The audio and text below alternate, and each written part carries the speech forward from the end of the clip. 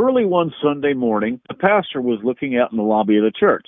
He noticed a young man, about 8 years old, little Alex, staring at a plaque on the wall. The plaque had a bunch of names engraved in it with U.S. flags, ranks, dates of service, etc. He asked the pastor, he said, "Sir, what's this?" And the pastor explained to him, well, that's a memorial plaque that shows all of the names of the men and women who have died during service. Alex kind of took a couple steps back and looked up at him with genuine fear in his eyes and says, "Was it the 8 o'clock service or the 10:30?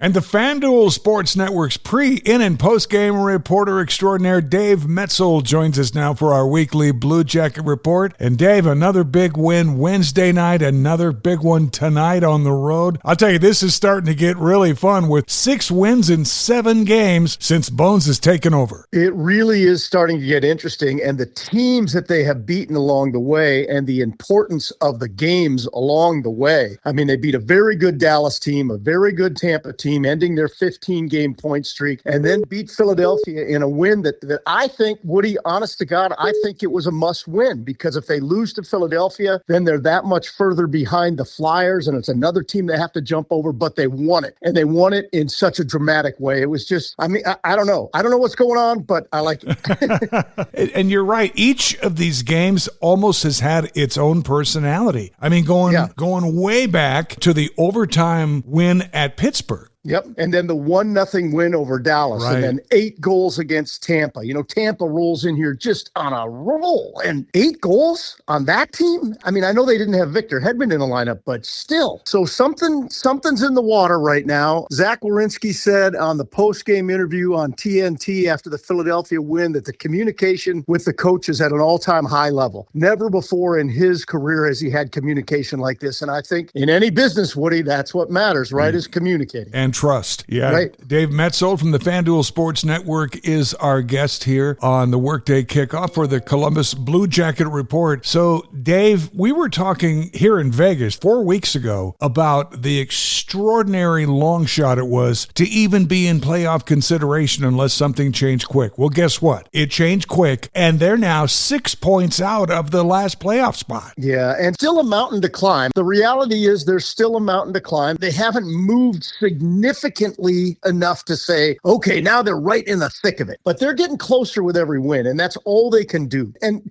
you know, tonight, Chicago's a team they should beat. Tomorrow night, St. Louis is a team they should beat. But, you know, there's no guarantees. There are never any guarantees. Otherwise, I'd be living out there in Vegas with you and having a big house with a pool. All right, Mets, tell us something we don't know that only Maverick listeners tuned in right now are going to know. Mason Marchment has been the difference. He has been the difference in the dressing room, on the ice, the way he communicates with his players. He has been the difference. And you can point to the star players. You can point to Marchenko. You can point to Werenski. But what's made this team change on the ice, in addition to the coach, of course, is Mason Marchment. Wow. He has been a tremendous addition. Mets, thank you so much for your time. We'll be rooting hard tonight, watching them in Chicago, and chat again next week. That sounds good, Woody.